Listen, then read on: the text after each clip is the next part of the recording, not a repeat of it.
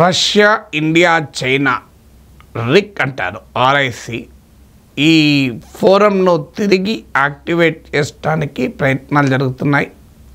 Russia deputy foreign minister ఇటీవల ప్రకటించారు, చైనాతో భారత్తో మాట్లాడుతున్నాం, 3 దేశాలు గనక కలవగలిగితే ప్రపంచంలో ఒక పెద్ద కూటమికి అంటే మల్టీ అలైన్మెంట్ దిశగా యూనిపోలారిటీకి వ్యతిరేకంగా ఏకధ్రువ ప్రపంచానికి వ్యతిరేకంగా ఒక బలమైన ప్లాట్ఫామ్ అవుతుంది.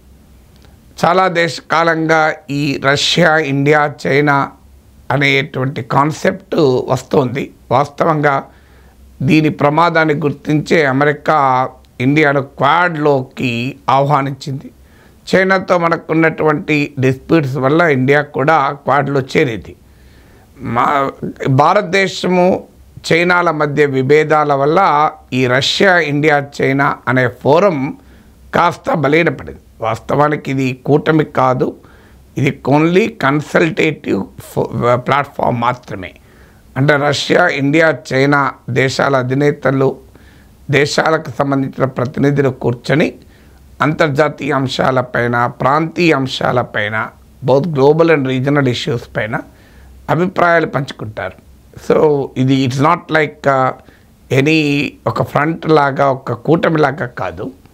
So but still it is very important because ప్రపంచంలో రష్యా, ఇండియా, చైనా కనుక ఒక అభిప్రాయానికి రాగలిగితే చాలా పెద్ద ప్రభావం వరల్డ్ ఆర్డర్ పైన చూపెట్టగలుగుతాయి.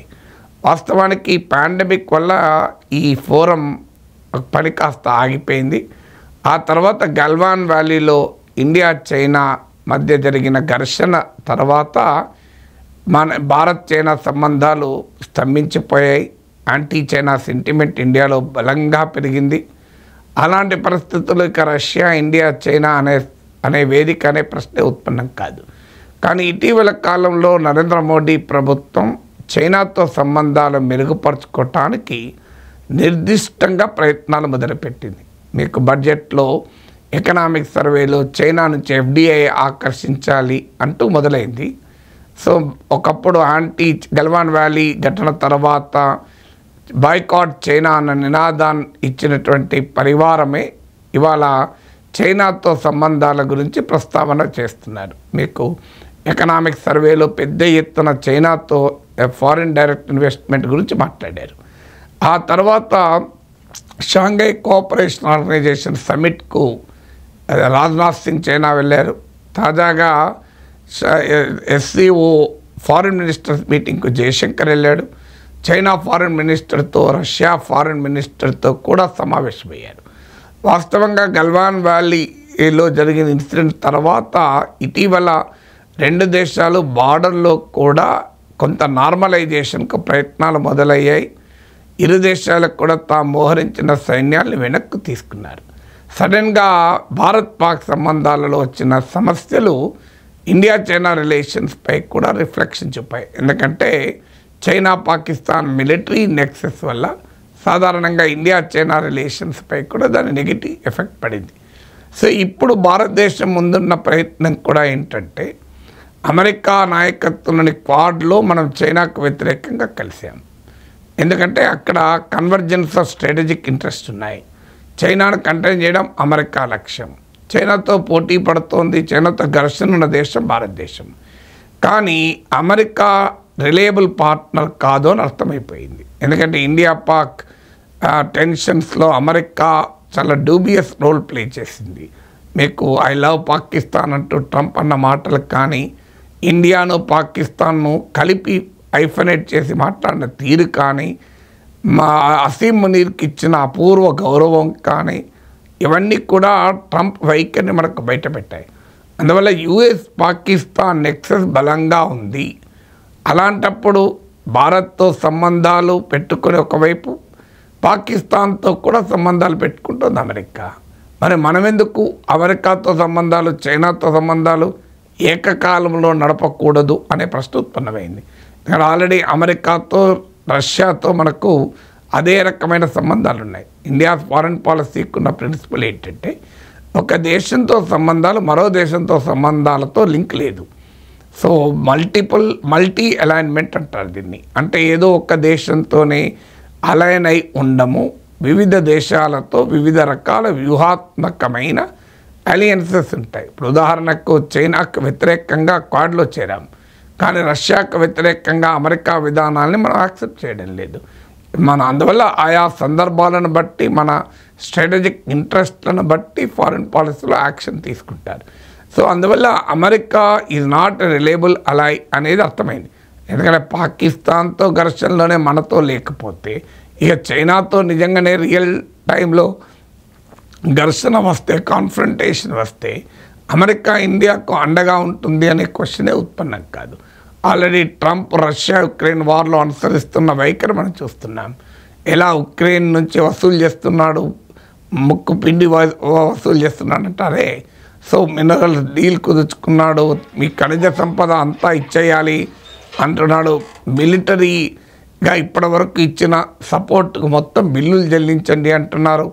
సో ఉక్రెయిన్ విషయంలో అనుసరిస్తున్న వైఖరి చూశాక ఎవరికైనా అర్థం కావాలి, గ్లోబల్ సూపర్ పవర్ పైన ఆధారపడి ఫారిన్ పాలసీ ఉండకూడదని. అందువల్ల ఈ పరిణామాల వల్ల ఇండియా కూడా కాస్త చైనాతో మెత్తపడింది. సో ఇది మోడీ ప్రభుత్వ వైఖరిలో మనకు స్పష్టంగా కనబడుతుంది. ఎందుకంటే ఆపరేషన్ సింధూర్ సమయంలో పహల్గాం దాడులు, పాకిస్తాన్కు చైనా అంత అండగా ఉన్న ఇండియన్ లీడర్షిప్ ఒక్క మాట అంటే ఒక్క మాట చైనా అనలే. మీకు చైనా పాకిస్తాన్ నెక్సెస్ కనబడుతున్న ప్రైమ్ మినిస్టర్ కావచ్చు, ఫారిన్ మినిస్టర్ కావచ్చు, హోమ్ మినిస్టర్ కావచ్చు, డిఫెన్స్ మినిస్టర్ కావచ్చు, ఎవరు కూడా చైనాను తప్పు పట్టలేదు. పైగా ఆ ఆపరేషన్ సింధూర్ తర్వాత రాజ్నాథ్ సింగ్ చైనా వెళ్ళారు, జయశంకర్ చైనా వెళ్ళారు. అందువల్ల ఇండియా కూడా ఈ రష్యా ఇండియా చైనా వేదికకు పాజిటివ్గా రియాక్ట్ అయింది. మన foreign affairs ministry spokes person మాట్లాడుతూ ఇది కన్సల్టేటివ్ మెకానిజం, దీని ప్రాధాన్యత ఉందని చెప్పారు, ఎక్కడ రిజెక్ట్ చేయలేదు. అందువల్ల రష్యా మారుతున్న ఇండియా వైఖరి, చైనా పట్ల మారుతున్న ఇండియా వైఖరి గమనించిన తర్వాతనే ఈ ప్లాట్ఫామ్ను రివైవ్ చేయాలి మరింతగాని. రష్యన్ స్ట్రాటజిక్ ఇంట్రెస్ట్ రష్యాకు ఉన్నాయి, ఎందుకంటే రష్యాను ఐసోలేట్ చేసే పని అమెరికా చేస్తుంది. సో రష్యాను ఐసోలేట్ అయ్యే ప్రయత్నం అమెరికా, వెస్ట్రన్ యూరప్ చేస్తుంటే న్యూ అలైన్మెంట్లు, ఓల్డ్ అలయన్సెస్ బలోపేతం చేసే విధంగా రష్యా ప్రయత్నిస్తుంది. వాస్తవానికి ఇండియా చైనా రిలేషన్స్ దెబ్బతిన్న సమయంలో కూడా మనం చైనాతో అనేక వేదికలు ఉన్నాం. ఉదాహరణకు బ్రిక్స్లో China India founding members. BRICS అంటేనే బ్రెజిల్, రష్యా, ఇండియా, చైనా, ఈ 4 దేశాలు కలిసే మొదలుపెట్టాయి. ఇందులో ఇప్పుడు బీ తీసేస్తే రష్యా, ఇండియా, చైనా ఆర్ఐసి అవుతుంది. తర్వాత సౌత్ ఆఫ్రికా చేరి బిక్స్ అయింది, తర్వాత మరో 4 దేశాలు చేరాయి. అలాగే షాంఘై కోఆపరేషన్ ఆర్గనైజేషన్లో కూడా మనం చైనాతో ఉన్నాం. అందువల్ల చైనాతో మనకి ఘర్షణ, విభేదాలు, గల్వాన్ ఇన్సిడెంట్ జరిగినా చైనాతో ఇండియన్ డిప్లొమాటిక్ అవుట్రీచ్ పూర్తిగా ఆగిపోలేదు. అందువల్ల ఇప్పుడు మల్టీ అలైన్మెంట్ పాలసీలో భాగంగా అమెరికాతో మన స్ట్రాటజిక్ పార్ట్నర్షిప్ కొనసాగిస్తూనే, రష్యాతో బలోపేతం చేసుకుంటూనే, రష్యా, ఇండియా, చైనా ద్వారా చైనా వైపు కూడా సాఫ్ట్వేర్ చేసే వైఖరి ఇండియా తీసుకుంటున్నట్టుంది. ఎందుకంటే ఇలా చైనా పాకిస్తాన్ నెక్సెస్ను విడగొట్టడం ఇండియాకు కూడా అవసరం. పైకి ఎన్ని మాట్లాడినా ఇద్దరు కలిసి మనపై దాడి చేస్తే అది సమస్యగా ఉంటుంది.